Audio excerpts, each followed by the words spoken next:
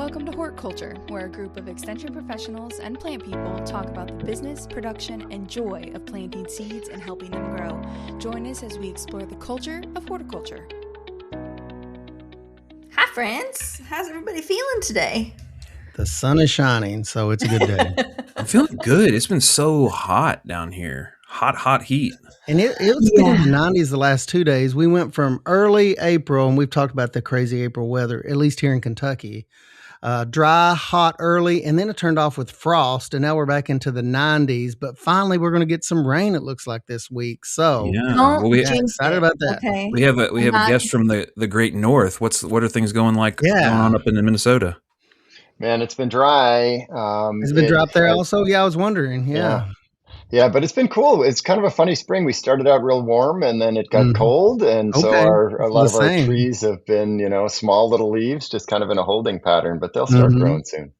Yeah. So because it sounds about like Kentucky's spring, it's been a yo-yo. I would like to say that that's unusual, but it seems like it's becoming more typical, the variation. So maybe it's just me. I don't know. Yo-yo's coming back in vogue. Is that what you're telling me, Ray? It is. It never went out, Brett. I have seen a lot of cool yo-yo tricks online lately. So, maybe it's a thing. I've got some scars from yo-yos. I mean, still to this very day. Those of us that were in the extreme yo-yo crowd, way back. Spikes on them? How do you get scars from yo-yos? If you sling them hard, they were originally a weapon. Do you not know this? They were designed originally back in, antiquity as well. Yes. But no, if you're doing yo-yos right, you may end up with scars. I'm just saying, Alexis. Wow. That's extreme yo-yoing. Well, we're gonna talk a little bit about forests and forestry and all that kind of stuff today. But before we do, I wanted to ask a question, but it's actually going to be more related than usual. Okay. And that is, what is your favorite time of year to spend in the forest? Well, I'll jump in, and for you Kentuckians, that this might sound out of sync, but I love it when it's cold. Walking, clomping through, crunching down on cold snow, no bugs. Love it. Ooh, I like that. That is a very valid point. The no bug angle is going to be hard to beat. Yeah. Considering the ticks are so bad already this year, that sounds pretty good. Tick awareness is at an all-time high right now. So I'm going to say late spring personally. Like I don't want it to the beginning of May in Kentucky, late spring. Why is that? I mean, just because of the leaf emergence, or what's going on late spring?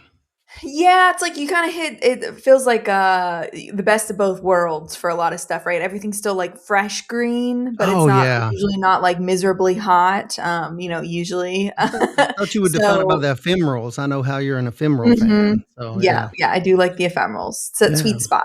Oh yeah, everything's lush. Ray, you have the Red River Gorge blooming calendar. In my head, is it still tattooed on your lower back? No. I have to tape it onto my forearm, so when I'm walking, I know where all the big leaves are. I see. The magnolias in the place. No, I love. You guys already know this. Those, that are with me week in and week out. But I love the fall time of the year when it starts to get crunchy underfoot. A different season of crunch. Okay, Eli.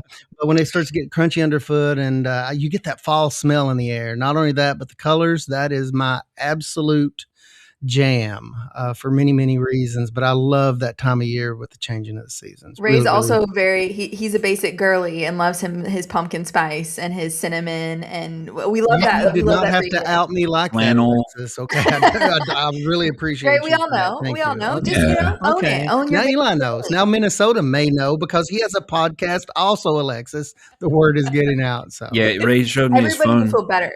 There's other basic girlies out there. Well, because you showed me that album in your phone that it was called Fall Selfies, and there was 8,000 pictures in it, and I was kind of confused as to. There's some plants in there in my head. It seemed like a lot of the same content, but over and over again. Every day springs eternal. Every day's a good day. Well, Brett, we need to hear from you, buddy. I think I'm going to go +1 on the winter. Okay. I think. Mainly because I get really hot when I'm walking around, and when I have glasses, basically anytime other than when it's cold, my glasses will just be completely steamed up the whole time. And so then it becomes a tripping hazard. I already don't see very well in the first place. And so I think the less sweating I can be doing is cool. And the visibility on like deciduous stands where you can see through stuff across areas that you couldn't otherwise see. There's a charm to the lush little, corridors created, but I think I prefer the wintertime. Okay. It's also like a more advanced time of year to work on your tree identification. Your winter botany skills, yeah. Brett? Yeah, absolutely. Yeah. I don't like trekking around like the Michelin in like my Michelin's man suit. Like Brett's that's the way just I out feel. there in his t-shirt and shorty shorts. Yeah. Okay, in the winter, 21 degrees. Brett's just out in it. He's just out in it. I'm definitely that kid in his big pink bunny snowsuit, trekking around. So. Yeah, I would be very tempted to like tip you over and see if you could get back up. Honestly, it's very turtle-esque. Yeah. Yeah. Turtle. Well, we're joined by a really cool guest that I actually recently met up in Washington D.C. We were at a meeting in the same place, and we got to talking, and he mentioned he's interested in maybe starting some more podcasting stuff up in his neck of the woods. But Eli, would you mind to introduce yourself and kind of your affiliations and let the folks here know who you are? Yeah. Hey, everybody. Really glad to be here. I'm Eli Sagor. I'm an extension forestry specialist with the University of Minnesota. I'm based up at the Cloquet Forestry Center, which is our you could think of it as our school forest, 3,500 acres or so, a couple hours north of the Twin Cities, near the western end of Lake Superior, and really a beautiful spot, great place to be. That's awesome. We've had some folks on from our Robinson Center at Kentucky that has a lot of forestry focused stuff. The Wood Utilization Center and some of they have retreats and all kinds of other stuff. And so, what kind of stuff do you typically get into in your job? Are you doing mostly education? Are you doing more research? More like what's I know there's no such thing as a normal day in extension, but what do some of your normal days or typical days look like? Well, my best days are in the woods. I do two things. I do two things. I don't have a research appointment. I'm 100% extension, but maybe it's I'm 50% extension, 50% administration. You can all boo if you want. But several years ago, yeah, right. I took on a new role as program leader for our University of Minnesota Extension Natural Resources programs. Just got a great team of folks. So I provide leadership to that group. That includes aquatic invasive species, pollinator education, forestry, and our Minnesota Master Naturalist team. So it's a good group. So increasingly, it's about kind of leadership, supervision, strategy with that group, and I love that. I've been doing extension for 26 years, and even though, as I just said, my best days are in the woods, and I can talk a little more about that, I also love working with people and thinking about ideas. How can we do what we're doing a little bit better? How can we innovate? How can we keep people on their toes, use new technologies, new ways of connecting, all those kinds of things. And I just love doing that with the group. When I'm not in my admin role, I am an extension forestry specialist. Most of my extension teaching is with professional resource managers. Not all of it, but most of it is. We have an organization called the Sustainable Forest Education Cooperative, and I swear I'm the luckiest person in extension to be running this group. We've got 56 now organizational members. They are public and private, companies and agencies, tribal natural resource agencies, wood products companies, soil and water conservation districts, you name it.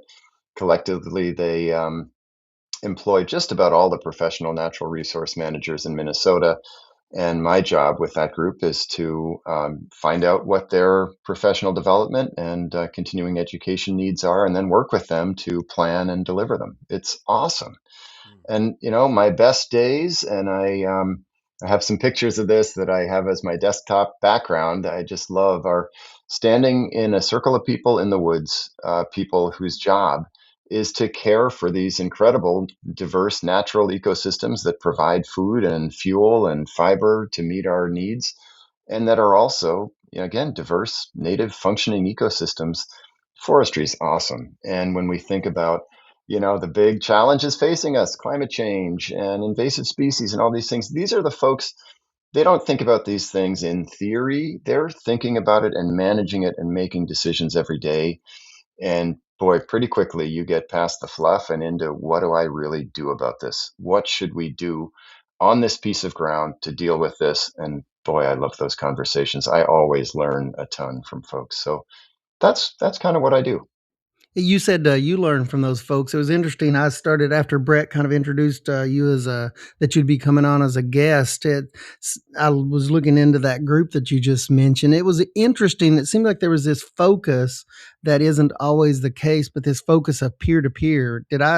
Is that correct with that group? That as far as a learning model, I kind of picked up on that. It wasn't really a top down model.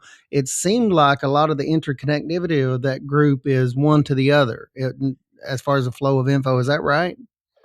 That very much is right.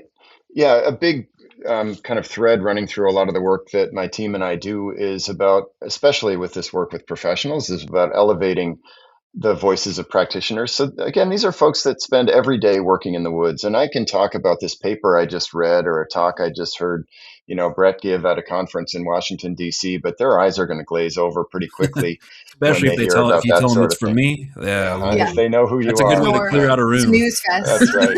That's right. But a lot of us are good at clearing out the room, and they, again, their eyes glaze over so fast once they realize you're reading from a script or you're, just got to get through my 400 slides. And when you can talk about real problems, real issues, I don't have all the answers, and they don't have all the answers. I don't mean to say that practitioners know everything that all of us need to know, but boy, when we come together and maybe I did read a paper about some new technique that somebody tried, and maybe they would then say, well, yeah, that sounds good, but I don't know if that would work in this situation, but it might work over there. Boy, those are good conversations. And well, this sounds great, but would a logger ever bid on that sale? And if a logger wouldn't buy that sale, then we're never going to get that treatment done, because that's how you get forests managed, is through timber sales. And so, there's economics in there's operations, there's communication, there's ecology, there's conservation, there's climate adaptation, any number of issues. And I just really deeply believe that we're, no one person or even group of people has all the answers we need. And so too long, especially in academia, we try to, we like to be on the stage. We think we've got all the answers because we do this fancy research. And, in some fields, maybe we do. I wouldn't want to be experimenting on the fly with cancer research or brain surgery. But a field like forestry, and I think the same is true of horticulture, is as much about trying things out and seeing what we can learn as it is about formal experimentation and study. So, yeah, you're right, Ray. We really do try to put practitioners up in front of the group. There's a reason I said it's standing in a circle as opposed to somebody on the podium, because we're all contributing to that dialogue. We really talk about that concept a lot, and I've thought about it a lot more. But with master gardeners, because and they quickly realize this. It's about a 12-week program here in Kentucky, 3 hours a session, so we have them for quite a period of time. But I stress early on that they'll learn as much from each other through those informal connections that they make one with the other as they will from me. And they know that's absolutely true after about the second episode of listening to me drone on. But I always stress that, and it's just so true. And when I was in the eastern part of Kentucky, I worked a lot more with forestry. I was in a county that was about 80+% forested. And those informal connections, peer to peer, one person knows their neighbor. I quickly come to appreciate I could have a program and bring in a very, good Dr. Stringer or someone that's very good in forestry for a formal talk and not have much participation. And I kept racking my brain, what's going on? But I quickly learned that if I kind of went out and met with a neighbor and then he talked to his neighbor, especially if one of them made money logging, had a good experience with a logger. And, then I started asking all these questions, and that's really how I made inroads, no pun intended. Yeah. Joke. But that's really how I made inroads with that group. And it was tapping into that kind of personal relationships and edging in that way rather than, coming strictly from the university. And then we could apply, the information that we had once we got to know the people and figuring out those networks and how they communicated with each other. But really interesting how, especially that community, I come from a family of loggers, how they got information, good and bad. But, learning about things, finding landowners, if you're a logger, and vice versa, if you're a landowner, finding a reputable, logger. But interesting topics, super interesting to me.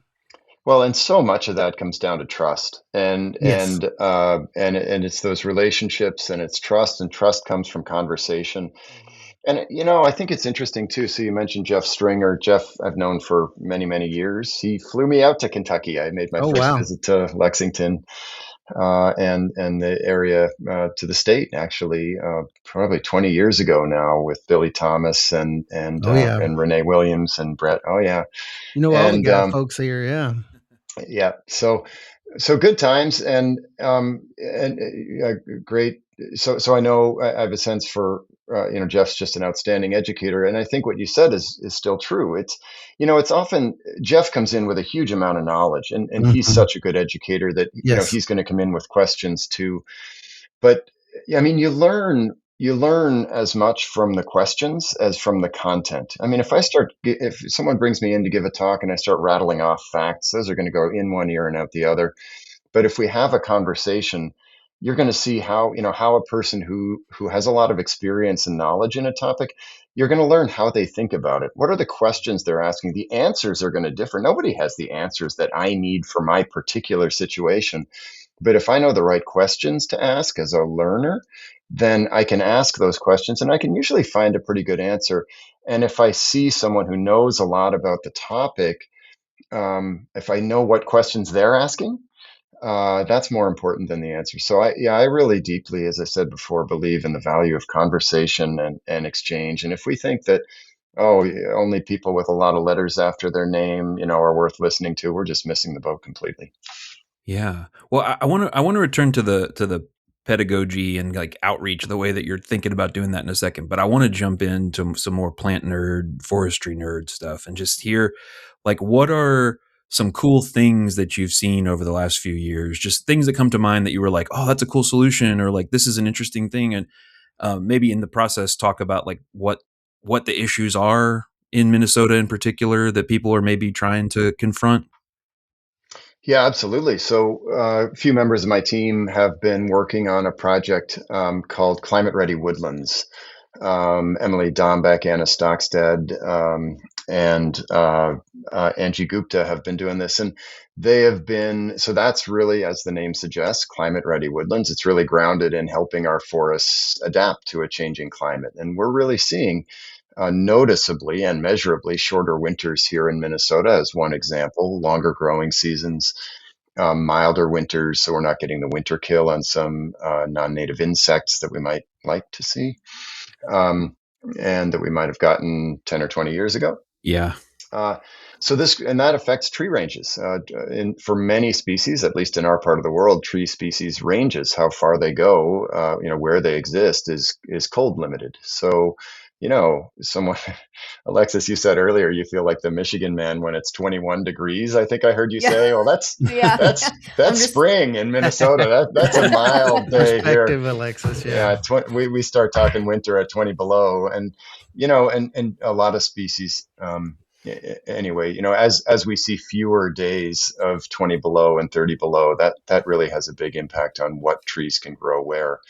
And likewise, we're seeing, as we have hotter and different summers, some insects are reproducing more rapidly and causing problems. So our forests are changing. That climate ready woodlands work is, grounded in the idea in combining really deep knowledge about native plant communities here in Minnesota. We have an excellent ecological classification system with a new kind of science about, the suitability of various species to thrive in a future climate. So it's hard to predict, but we do have a lot of knowledge and information that climate modelers and plant ecologists and others can come up with.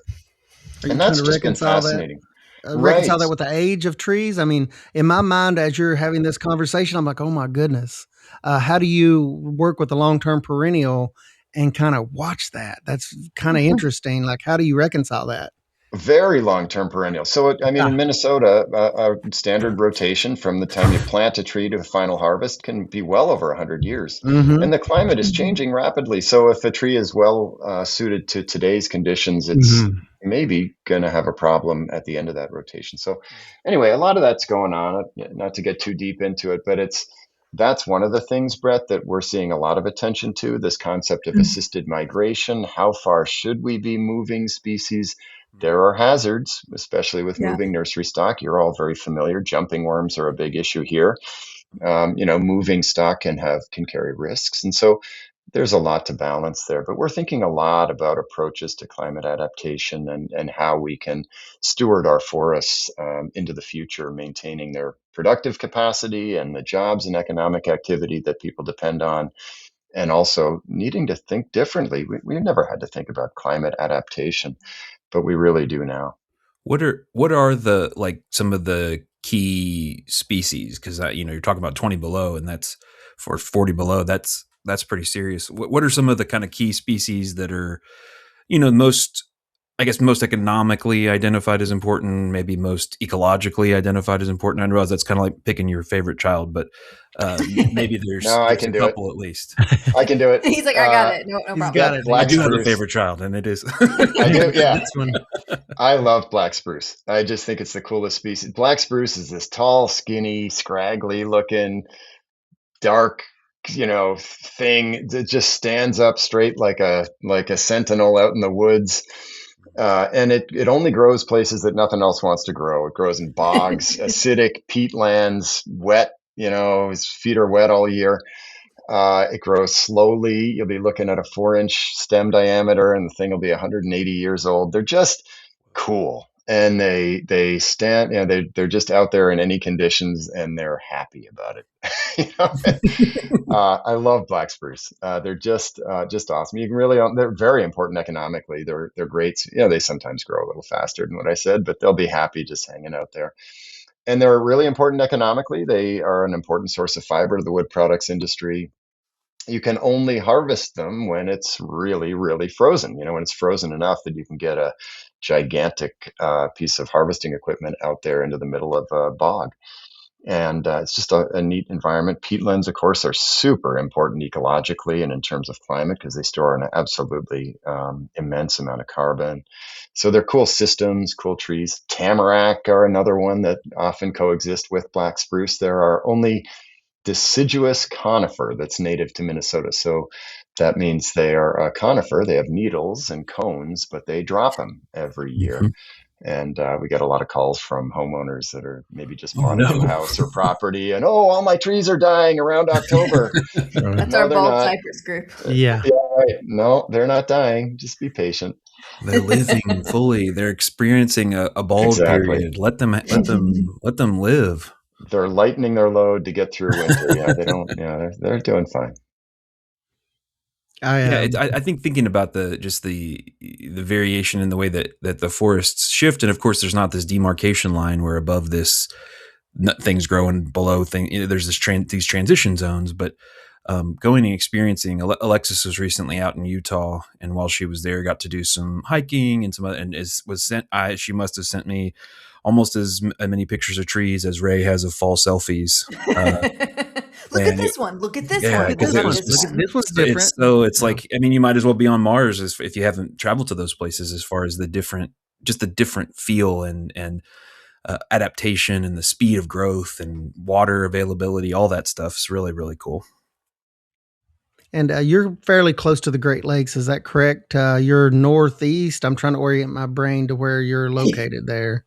No, that's exactly right. So my office is just about 20 miles west of the westernmost tip of the Great Lakes system. Oh, wow. So Lake Superior looks like a wolf's head, and the Duluth, Minnesota is sitting right on top of the wolf's nose. Yep. And my office is about, 15, 18 miles due west of there. I mean, I always right said, at the end of the what a Great cool Lakes. area. I mean, what a great area. I mean, how does that like impact the job, professionally that you do, being that close to those kind of geographic features as the Great Lakes? I mean, it has to impact it some, I guess. It's awesome. I mean, we got plenty of water. A little different story out in Utah. I know you were looking at the trees, Alexis, but water's an issue out there. We don't have problems with water. We got plenty of water, at least for now. But it's amazing. The world's largest inland shipping port is in Duluth, Minnesota. Lake Superior. Goodness, I should. If other team members were here, I'd get it right. But I'm pretty sure it's might be the second deepest lake in the world, and maybe the largest lake by volume, or is that Lake Baikal? I don't know exactly, but it's enormous. I was gonna say Lake Baikal. That's where I went. Yeah, big old lake is what I'm hearing. And it's awesome. Rugged, very large. Rugged lakeshore. Yeah, it's super neat. And a lot of Minnesota is not developed. We have a really interesting mix of land ownership and land use. Only about a third of our forest land is in private ownership. The rest is owned and managed by counties, by states, by the federal government. Well over half of our forest land is in state ownership. So that creates a really interesting mix. You have some very large acreage owners that can do things at a massive scale. And then a whole lot of others who have 40 acres in the woods or some hunting land or whatever else. And so, again, it just makes for an interesting mix. But there's a lot of woods around here, a lot of places to go walking in the woods, to go hunting, to go obviously fishing. We got, they call us the land of 10,000 lakes, but it's closer to 15. And it's, there's, like I said, lots of water and lots of big open spaces to get out in it. So it's a great place. I didn't grow up in Minnesota. I grew up in the East, and it's just, I've been here now for 26 years. So some days I still feel new, but it's, I chose this place and I just love it. Yeah. I got to spend a little bit of time in the Upper Peninsula, a couple years ago, and I'd never been up that far north into that area. And the first thing I noticed, I was like, wow, the log trucks and the logging equipment up here is way bigger. It's way different than the eastern part of Kentucky. I was like, goodness. And just the conifers, I was like, well, they can actually grow evergreens up here. Wow, that's different.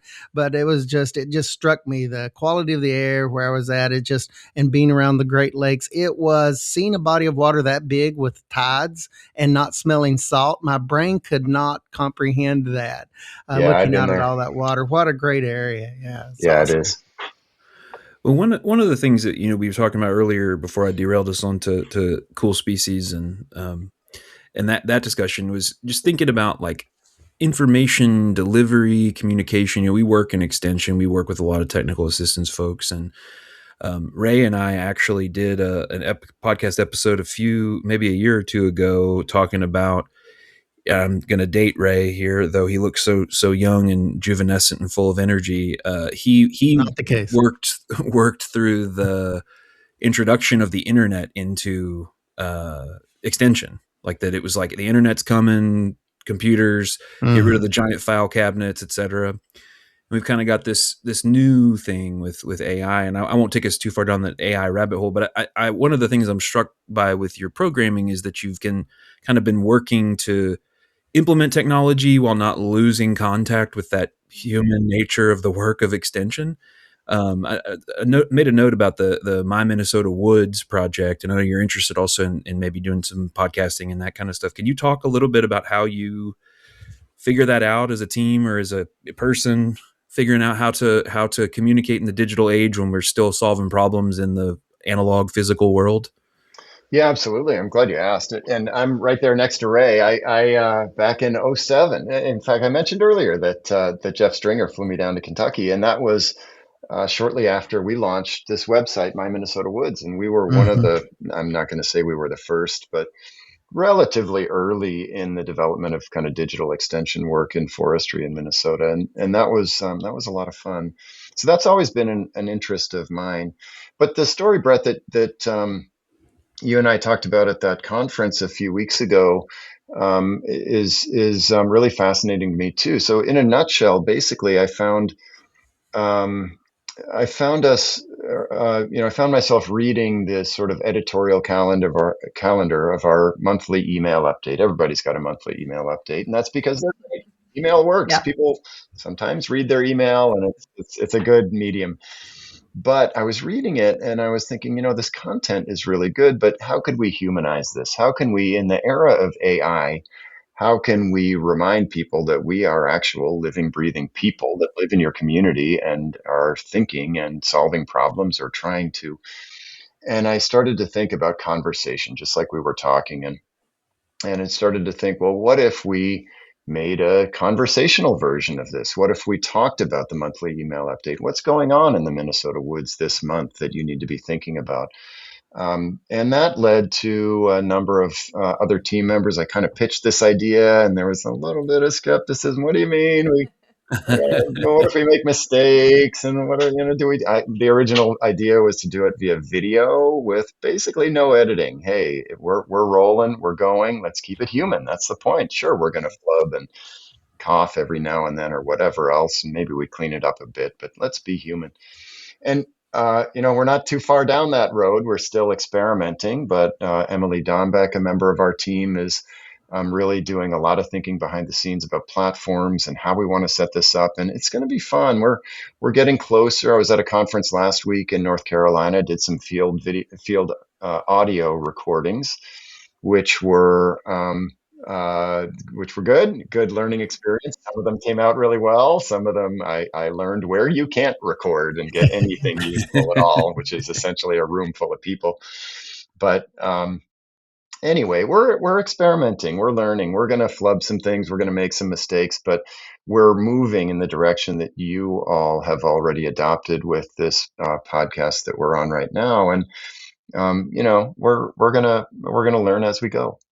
Yeah. But that's really been a lot of fun. And we also had a podcast, when the pandemic hit, a good friend of mine, Kyle Gill, and a coworker of mine at the Cloquet Forestry Center, we started a podcast called Camp 8. Camp 8 is an old red pine stand at the Cloquet Forestry Center where we work. And it's a stand that, for various reasons, that's where we take most people to when we do woods tours.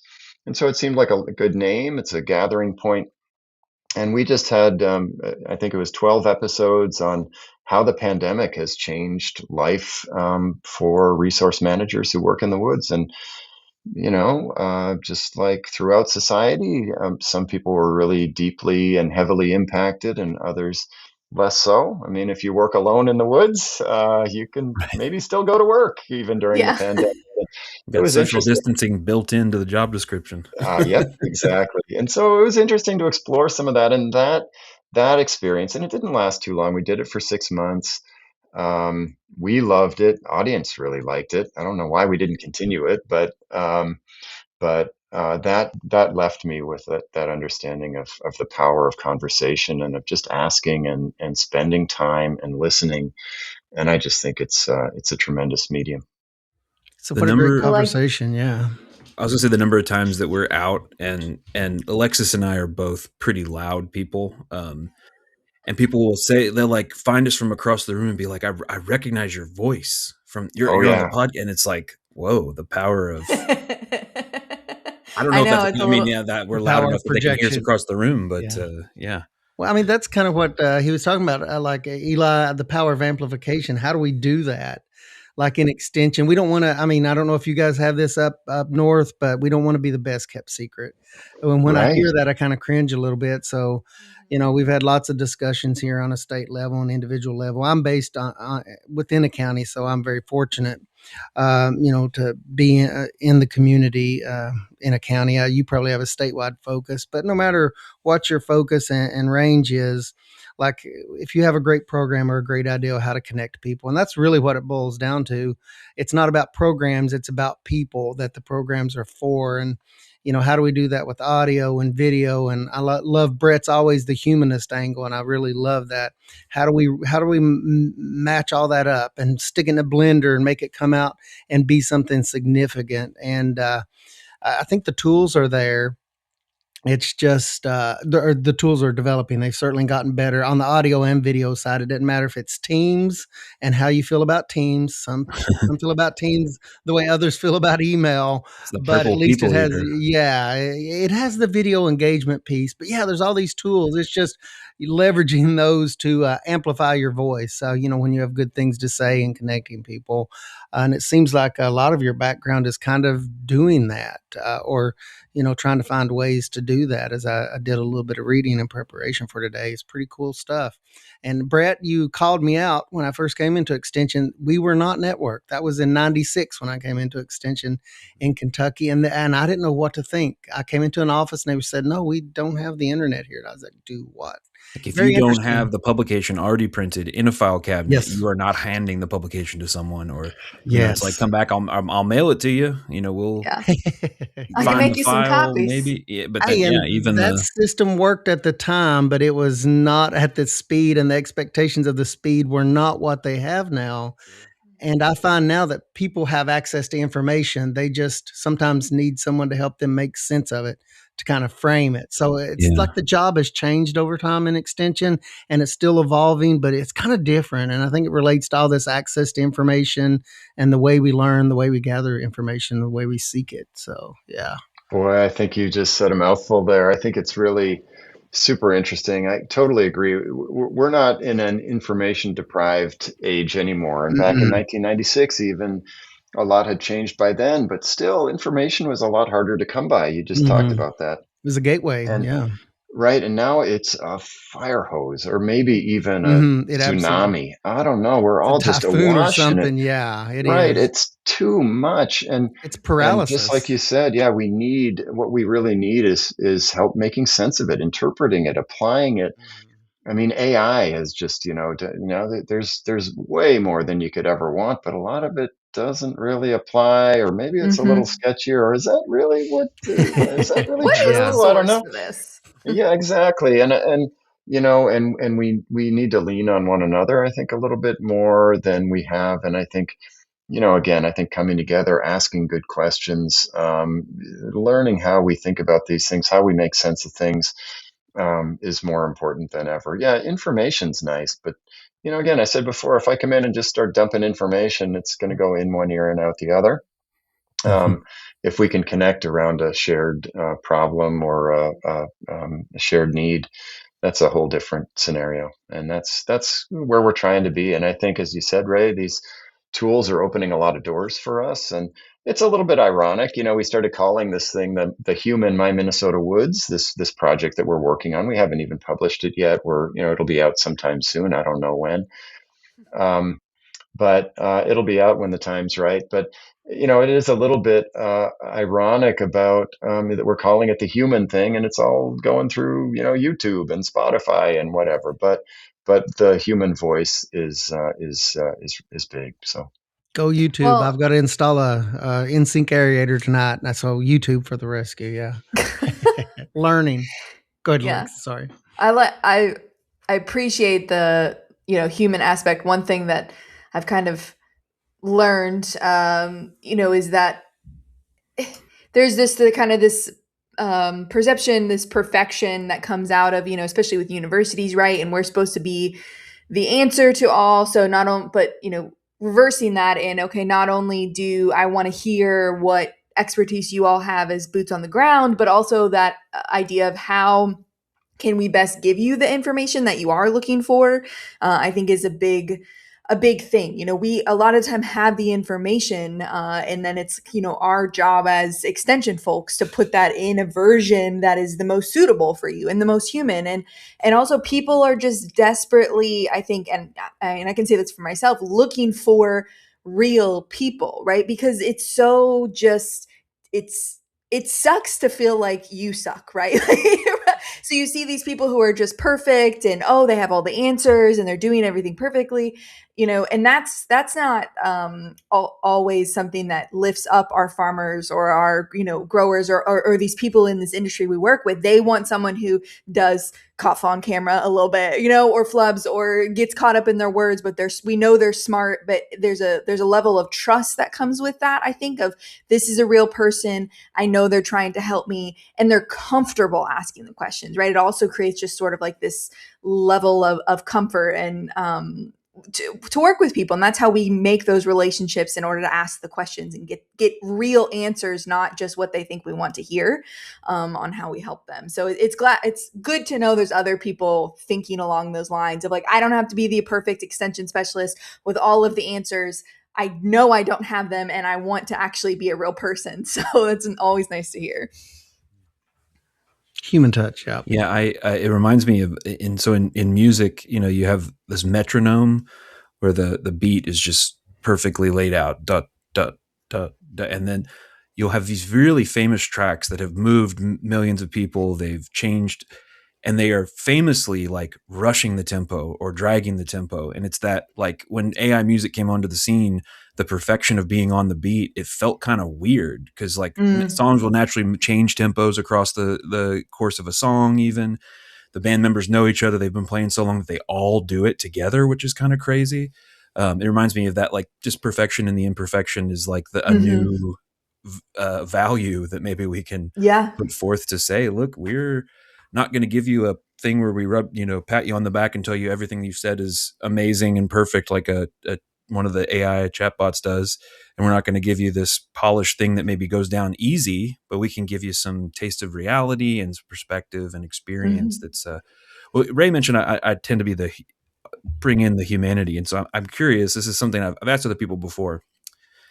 Eli, do you have in your memory a single, like, archetypal exact tree that comes to mind when we talk about the idea of a tree, like a tree from childhood? Some people have one that had a rope swing, or Ray maybe talk about the dogwood that his grandma had. Is there a particular tree from memory that from your either childhood or early life or any time in your life that comes to mind when you think of the tree? I think that's just a fascinating question. And I think maybe surprisingly to someone working in forestry, or maybe not, the answer is kind of no. No, not an individual tree, but yes, forests, tons of them. The ecology is there one? Yeah, when I think of the archetypal, forest, yeah, absolutely. And it's kind of, for me, it's kind of northern Minnesota, peatland, or something like it. Dark conifer foliage. Maybe it's black spruce. Maybe it's balsam fir, another species. Maybe there's some aspen mixed in with that light fluttering foliage. But yeah, it's the woods. It's the woods for me. It's that whole environment. It's the sound there. It's not an individual. It's a system. And I don't know if that reflects, if that's forest versus horticulture, or no, that's amazing. Just me versus other people. But no, it's not an individual tree. It's that system. That's a much better answer than my silver maple that was in my parents' backyard that had a branch that I could like barely hop up onto, and then as I got taller, they're all good. No, it's no better than that answer. They're all good. And I've fallen out of trees. There have been lots of memorable trees in my life too. But no, when my mind goes that way to the archetypal thing, and it might be that Camp 8. Now that I think about it, that red pine stand on the Cloquet Forestry Center. There's such a rich human history there. There's a visual. There's something about home there, not in a possessive way, but in a in a sense of comfort. Yeah, exactly, Alexis. And yeah, and I feel lucky enough to have a few of those, but that one is pretty close to the top of the list. Well, that's amazing.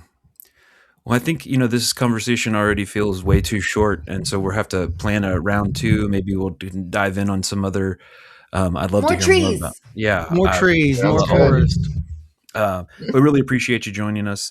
If you're out there and you enjoyed this episode, please do take the time to leave us a quick review, a thumbs up, 5 stars, wherever you're listening. It just depends on what kind of rating system, but also share it with somebody who maybe would like to hear about this and learn from this conversation. We post these every week, usually on Mondays. You can follow us on Spotify, Apple Podcasts, and wherever you get your podcasts.